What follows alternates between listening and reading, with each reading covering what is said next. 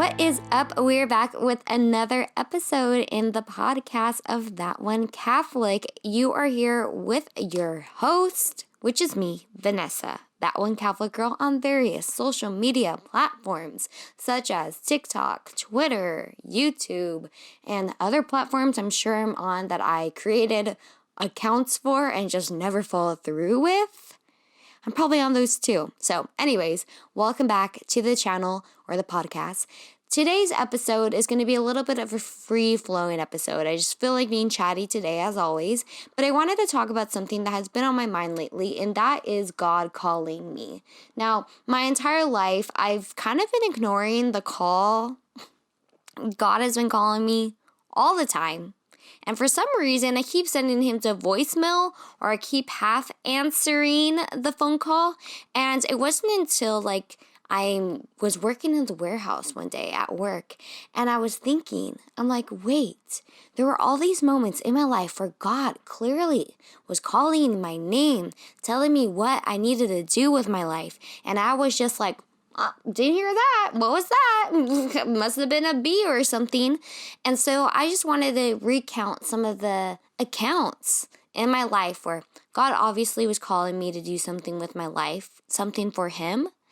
And I thought we'd sit here and reminisce. So anyways, guys, just in case you guys didn't know, I am a cradle Catholic. So I've been Catholic my entire life. I've gone through my sacraments. Thank you, my parents, who made me go through my sacraments. I haven't completed all of them, but thankful for the ones that they made me complete because I don't know where I'd be or who I'd be if it wasn't for them. So thank you, Mom and Dad. Thank you so much. But anyways, let us talk about God calling me. So the first real instance where I can see myself where I was being called to the faith or teaching about the faith or being a part of people's lives and bringing people to the faith was when I was in 8th grade. So I attended a private school from preschool till 8th grade, but unfortunately it wasn't a Catholic private school. The area I lived in didn't offer one, so we went second best, which was a Lutheran school. And honestly, I'm so thankful for attending this school because it really made me who I am. Like, I have morals, I follow tradition, I respect my elders. I don't curse. I don't curse at all. When I was younger, I remember thinking the word dumb was a bad word, which, I mean, it's not a good word. So it technically is a bad word. But I was on the playground, right? I was like probably 1st grade. And I said, "You're so dumb." I said to some girl or something. Maybe it was to myself. I didn't have friends. It probably was to myself. But either way, I said the word dumb. And I got so embarrassed. I was like, oh my word. I'm going to get kicked out of school. This is going to be the end of me. I'm going to be living on the streets because I said the word dumb. So I quickly corrected myself and said, I mean thumb. I said thumb. I didn't say dumb. I said thumb. And then I held up my thumb to show it to everyone to prove that I obviously didn't say the word dumb. I said thumb. I said, "You're so thumb." It made sense though because the Spy Kids movie was just coming out, or just came out, or maybe I just thought it came out. Does it ever happen to people where you think that a movie came out or something came out during like your lifetime, but you just recognize that, oh wait, I'm just late on the train? So anyways, I went to a private school for 11 years, and it was my 8th grade year, and in order to graduate, we called it graduation. Some people call it promotions, but we called it graduation. In order to graduate from 8th grade to go to the high school, we had to complete some community service. 10 whole hours of community service we had to do. Can you believe this? 10 hours. They asked us to do 10 hours. When I was younger, 10 hours seemed like forever. Now I'm like, 10 hours, Vanessa? 10 hours is you couldn't do it. So it came down to like the last minute and I needed to do my community service. So my mom and I went to the church, the Catholic church, the one that we attended. And for whatever reason, I've always been like really close to people that are older than me. Like I was always talking to my teachers from like kindergarten. I would like have full on conversations with them. Probably about thumb things. Probably not the most interesting things, but I would always get along really well with all my teachers.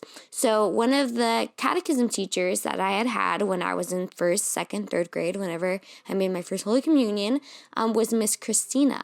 And we went to Miss Christina and we told her, hey, I need community. Well, my mom went to Miss Christina and said, hey, Vanessa needs community service hours. What can she do? Veronica, my older sister, had already been helping out at the church. She did food pantry because at this point in her life, she had already made her confirmation. And in order to make your confirmation, you also have to do community service hours. So Veronica was doing food pantry and everything. So she had already completed hers. So we went to the church knowing that they would probably make me do food pantry. But Miss Christina was like, you know what? I have a better job for her.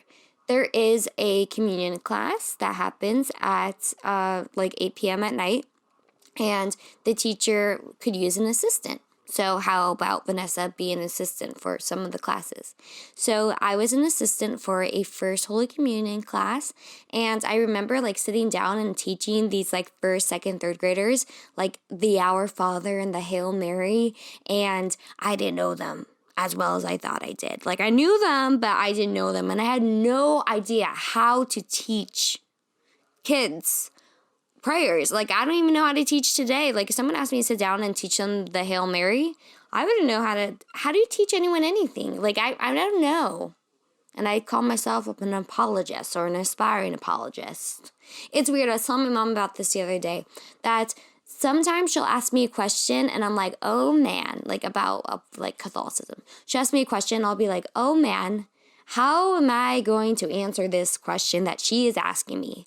And then it occurs, and then all of a sudden, words just start flowing out of my mouth. And then after that, I'm just like, where did all that knowledge come from? And for some reason, that has really benefited me throughout my life, not just in the Catholic apologetics, but in school. Sometimes, not sometimes, every time I had a public speech in class, I would always go up there and just hope the words would come out, and they would. And that's how I knew I was good at public speaking. So if you guys want to hire me for any events, I love public speaking. Anyways, getting back to it, the kids learned these prayers, and I just was their teacher assistant. My 8th grade year, I probably spent 10 classes with them, and it was a good experience in my life, but after I graduated from 8th grade, forgot about it. And then in 8th grade, actually, it was 2011, something horrible happened. A person decided that they did not like the Catholic Church, and in particular, they did not like my parish. So the man decided to burn down my parish. He set it on fire. And my parish was gone. It was burnt to the ground. It's St. John Vianney in Hacienda Heights, California. You can look it up. The man ended up getting caught, and I think he even came out and said that he didn't like the church, and that's why he did it. And yeah, so because of that, I felt very called to just start going to Mass more often. We were going to Mass in a tent. The church wasn't built, I believe, until 2018. So for 7 years, we were attending church in a tent, and I was very content. I really enjoyed the tent. When we got rid of the tent because we had finally a new church building, I was honestly devastated. I cried. The last Mass I went to in that tent, I cried. Because in that tent, my older sister made her confirmation. Well, not in that tent, because my older sister, it was 2 weeks before her confirmation that the church was burnt down. It was April something 2011. I remember, I think it was April the 12th, which was the anniversary of it is 2 years ago, not 2 years ago, 2 days ago, if I'm correct on the dates.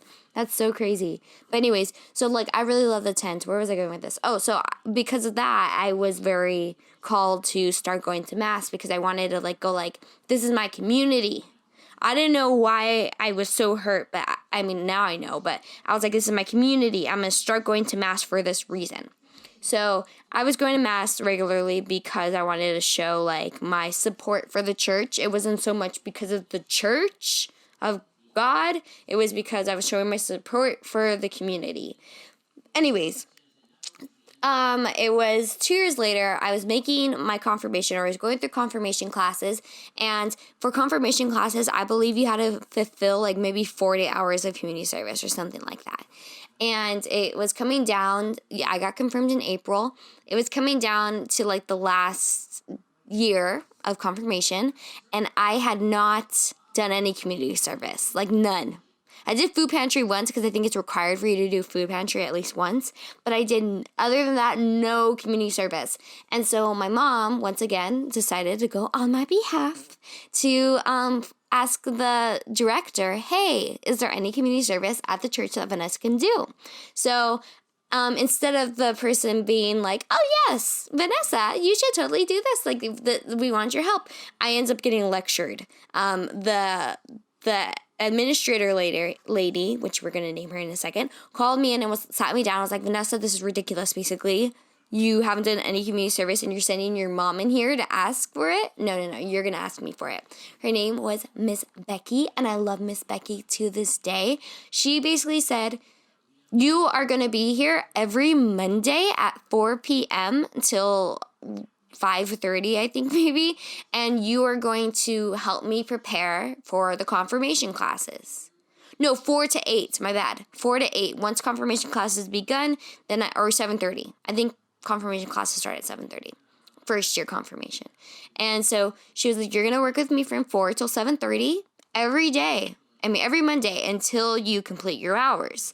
So I was like, all right, fine, okay. And Miss Becky was scary.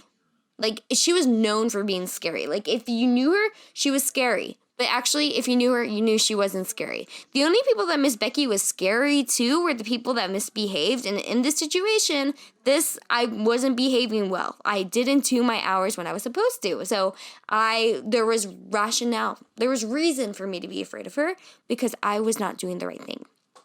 So, anyways, she told me, starting Monday, you're going to be here at 4 p.m. And I remember thinking like, oh my word, I'm meant to be here at 4 p.m.? I have a life. Like, I do. I'm 15 years old and I have a life. And I didn't be here, but I went because I had to. And I loved it. I became so close to Miss Becky. I became so close to all these teachers. I would prepare their classrooms, print out their paperwork for the classes. Miss Becky would buy me food too. She'd buy me some really good pizza and some good Chinese food because I would get there after school. She didn't know this, but I would get Taco Bell. Like, I'd get picked up from school, get Taco Bell, and then get dropped off at the church. And then Miss Becky would feed me. That's probably why I was a little chunky. I was a little chunky monkey. Back then. Also probably was my overeating of everything else, but I was a chunky monkey back then. I had 2 dinners.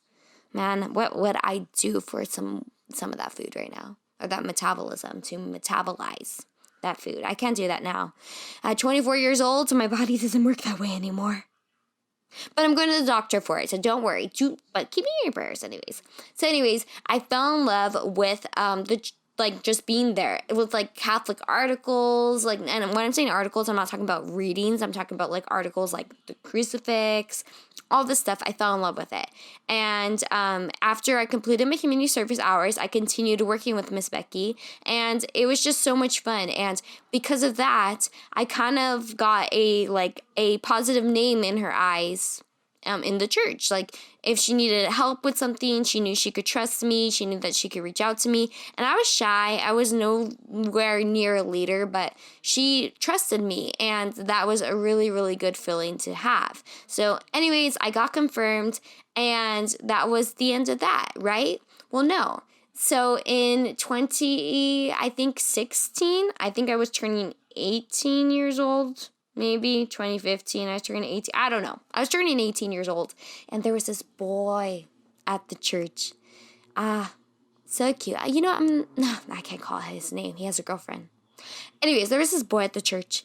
And I was just like, I love him. I'm going to marry him. He's going to be my husband. I just know it. He was active in the church. So because he was active in the church, he was at the mass that I would go to every week.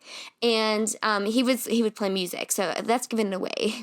If you're listening to this podcast and you know me in real life, you don't, okay? You don't know who it is.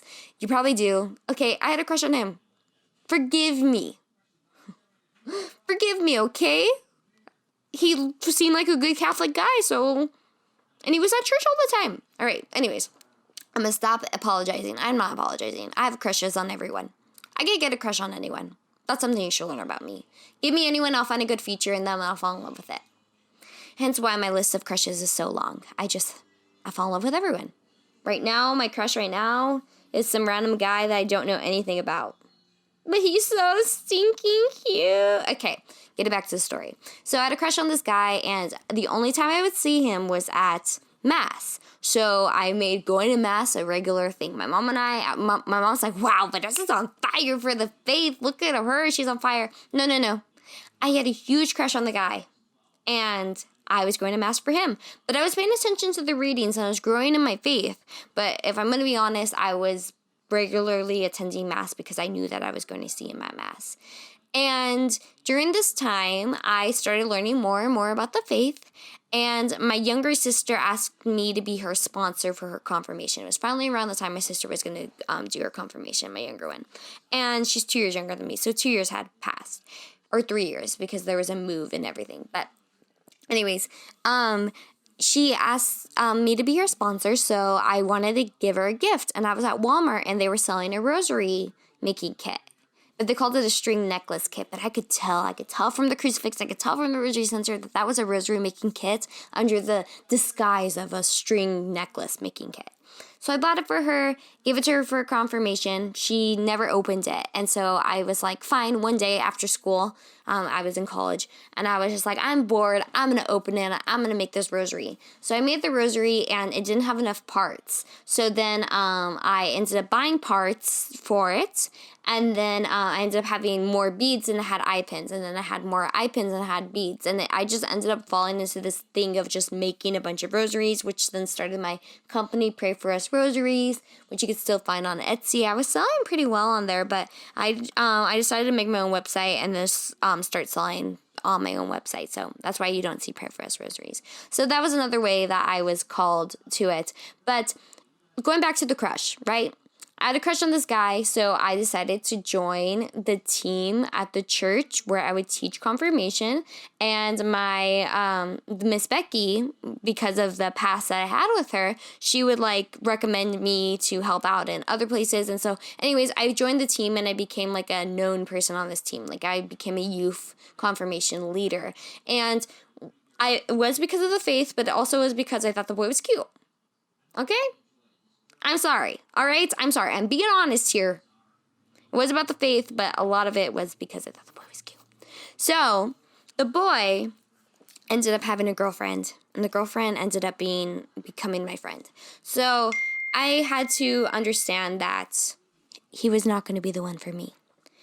So I went looking around for someone else. I was swiping through Tinder one day, and I saw some cute boy. And he was only cute to me because he looked like the guy I had a crush on at church. It wasn't the guy who had a crush on at church, but it was a guy who looked like him. And because of that, I decided, hey, I'm going to talk to this guy. Sorry if you're hearing this podcast. I'm really sorry. I'm sorry if you... But the story gets better. So, I ended up talking to this guy, and we ended up dating. And we just would have, if we would have stayed together, we would have hit 6 years 3 days ago. April 11th was our anniversary. Reminiscent. How cute. Anyways, let's forget about that. I started dating this guy, and I was just in love with him. And I was like, we are going to get married. But he told me that our kids couldn't celebrate Halloween if we had kids. And I was like, absolutely not. I love dressing up in costumes. And he was like, no, they're not. So I started wondering okay, is Halloween bad? And I asked my parish priest, I'm like, is Halloween bad? And he's like, no, Halloween is actually a Catholic day. So I started researching that. And then one day I was over at my ex-boyfriend, who was my boyfriend at the time's house, and he asked me, who is Our Lady of Guadalupe? And I was like, blah, blah, blah, I don't know. Hold on, I do know, but my tummy hurts. I ran to the bathroom, pretended I really had to use it, and I started Googling. I'm like, who is Our Lady of Guadalupe? Is this Mary? Why is Mary under a different name? Who is this lady? So that was confusing for me, and I found out it was an apparition, a Marian apparition. So I started studying it, and I started teaching him about it, and I fell in love with the story of Our Lady of Guadalupe. And then he had asked me questions like, why do you go to confession? I'm like, hold on, my tummy hurts. Run to the bathroom, Google confession. He asked me about the Eucharist. My tummy hurts. Run to the bathroom, Google the Eucharist. And in doing this, I started falling in love with learning about the faith and also teaching the boy I was dating at the time about the faith. And I had it in mind. I'm going to convert this guy, and my kids are going to be Catholic. They're going to celebrate Halloween, and everything's going to be absolutely A-okay. He started getting tired of me talking about Catholicism all the time. Everything that I talked about was about Catholicism. Everything.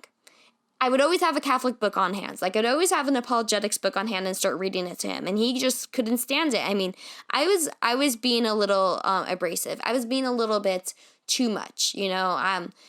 I was pushing it on him a lot. I was just like, a poor thing. Like, because honestly, like, I wouldn't appreciate if someone was just like shoving their religion in your face after you've asked them to stop, because he did. He asked me to stop, and I still continued. So I decided, all right, I'm in love with my faith, and I love my boyfriend, and I want him to convert. And I found out that I was actually pretty good at teaching about the faith and relaying the information, according to my mom. She was learning a lot from what I was teaching her, because when my ex wasn't listening, I had all this like random knowledge about the Catholic faith. So I was teaching my mom about it, and she was really interested. And so I decided, you know what? I've been collecting these Catholic books that I've been trying to show my boyfriend.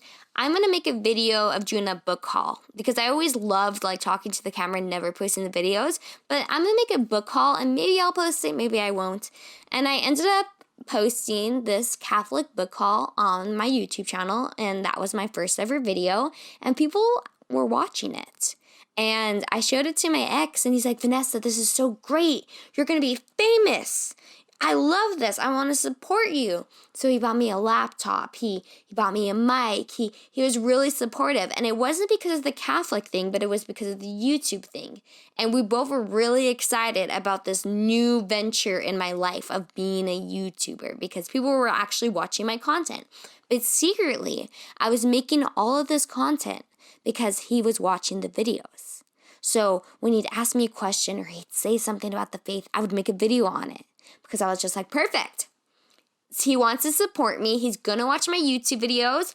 I'm going to convert this guy while he thinks I'm trying to get famous on YouTube.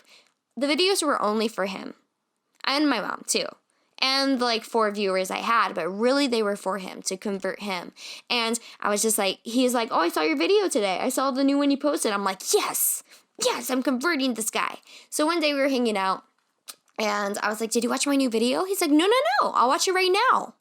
I'm going to watch it right now. I didn't even know you posted one. I'm like, yeah, let's see him watch this new video. He's watching my video on mute. He would always watch my videos on mute. He'd just watch. Like, literally, he was watching my videos, not listening, watching them. So all this time, I thought that I was teaching him stuff, that I was making these videos, researching, spending hours. Like, I would go into the late nights taking notes. I have legal pads in my room full of notes, because I was handwriting these notes at the time. And all these books, all these highlighters that like ran out of ink, all these pens I ran out of ink from all my note taking, and all this editing and writing scripts and everything, outlining. During my classes, I wasn't even focusing on my college courses, because I was like so into converting him, and to find out that he was watching my videos on mute. So I started the YouTube channel in 2018, April 2018. Whoa! April is like, what a month, honestly. And I started this podcast in April. I guess I just start things in April. Maybe I'll find my new husband. Maybe I'll find my future husband. I don't have an old husband. Maybe I'll find my future husband this month, because I cannot wait till next year. Okay, I'm getting lonely. I was listening to love songs today, and I started crying. And it was because I was just like, man, oh man, I'm kind of lonely right now. Like, I just like kind of want to crush on some. I know I said I had a crush list, but really, I don't know anything about them. And like, I just called to say I loved you. Like, to a guy that I don't even know, the song doesn't have any meaning, you know? Like, I want like a real crush, you know? Also, I don't have the number of my crush, so I couldn't call him to tell him I loved him. And I'm pretty sure it's probably a better thing that I don't have his number, because I probably would have called him if I did have it. But anyways, I started the YouTube channel in April of 2018, and then in November of 2018, my ex and I broke up. And so at that point, when my ex and I broke up, I had already had like probably 300 subscribers by that point. And I loved the faith. I loved teaching the faith. I had all these books. I had 300 subscribers, which was a lot. And I had this huge fan that lived with me, not a real fan. That would be nice if I had a real fan because it gets hot. But the big fan, my mom, watching my content. And when my ex and I broke up, I was just like, all right, what do I do now? So I just continued making content. And then in February of 2019, I started live streaming because I had nothing to do. And I used to hang out with my ex all the time, but I had nothing to do. So at this point now, so I just started live streaming and I ended up making best friends with a lot of the viewers on the YouTube channel. And basically, this long story of how the YouTube channel got started, I didn't recognize that God was calling me. God was calling me at every point. And I was taking it as different things. Like I was thinking like, oh God, I have a crush on this guy. But no, it was God calling me to come to Mass. Oh, I want to convert my boyfriend because I wanted it to be easier when we have kids so I could celebrate Halloween. No, it was to grow in my faith. God was calling me like every single day, and I didn't recognize his call. So you may be wondering, what is the takeaway from this entire thing of just us learning that you had a crush on a guy at church and that you always would fall behind on your community service hours? Well, I guess the takeaway from this is that recognize parts in your life where God is calling you, where it may not be as obvious, or maybe it's like right in your face obvious, like literally there's a sign that says go to Mass, go to confession. Recognize those like calls that God has for you. It also could be your guardian angel trying to lead you closer to God. We will do a podcast in the future talking about guardian angels because I love talking about them. I love learning about them. I love recognizing my guardian angel in my life. So be on the lookout for that podcast. But recognize where God is calling you today and choose how you're going to respond to it. You could respond by going like, are you talking to me? I don't think you're talking to me. You could respond to it like, oh, I will do as you say. And you can respond to it as, okay, God, I understand. I have a feeling that you're trying to communicate something to me. And I'm going to try to understand what that is. And ask God, ask the saints, ask your guardian angel to bring clarity to you. Go, I understand, Lord, that you are telling me something. You want me to do something. You're calling me to do something. My grandmother has a lot of statues, right? So one day we were at her house and she randomly grabbed the statue of St. Jude. She has multiple statues of St. Jude, but she grabs it. And at this time in her life, she was missing very valuable objects to her. She thought someone may have stolen them from her. So instead of saying, St. Jude, show me where they are, which is like kind of how I was going about praying. Like I would reach out to St. Anthony going, St. Anthony, show me my husband. Show me my husband. Where my grandmother, her prayer. And I'm like, she said it in Spanish, so she said it way prettier than I'm going to say it in English. But she said something along the lines of, St. Jude, lead me, guide me, show me the way to my earrings. And I was just like, whoa, what a prayer. Some people are made for prayer. I'm not one of them, or praying out loud. Like, I will talk to God all the time, but I'm the worst at like, if you ask me to lead prayer at Thanksgiving or something like that, I'm like, we're thankful for this food. We're thankful for this bread. Let's start eating. Yeah. Amen. Oh, that rhymed. But like, that's how how I pray. And so anyways, my grandmother, she's a beautiful prayer. I don't know. But once again, recognize where God is calling you in your life. And respond to it. Our response to his call is so important. How are you going to respond to his call today? Well, guys, I hope you enjoyed this podcast episode. I love talking with you guys all the time. I promise there'll be more structured podcasts coming in the future. We're going to be talking about apologetics topics. I think we're going to talk about confession very, very soon. It's one of my favorite sacraments to talk about, as everyone knows. So we're going to be talking about that soon. I look forward to hearing from you guys. Let me know how you feel. Once again, you can reach me at all of my social medias. You can reach me at my email at ThatOneCatholic@gmail.com. ThatOneCatholicGirl@gmail.com, or on my, like I said, various social media pages. If you look up ThatOneCatholicGirl.com, my page will come up and you can leave me a message there, and I'll find the best way to get back to you. I love you all. God bless. I'm keeping you in my prayers. Please also pray for me. And I look forward to seeing you guys in my next one. Bye-bye.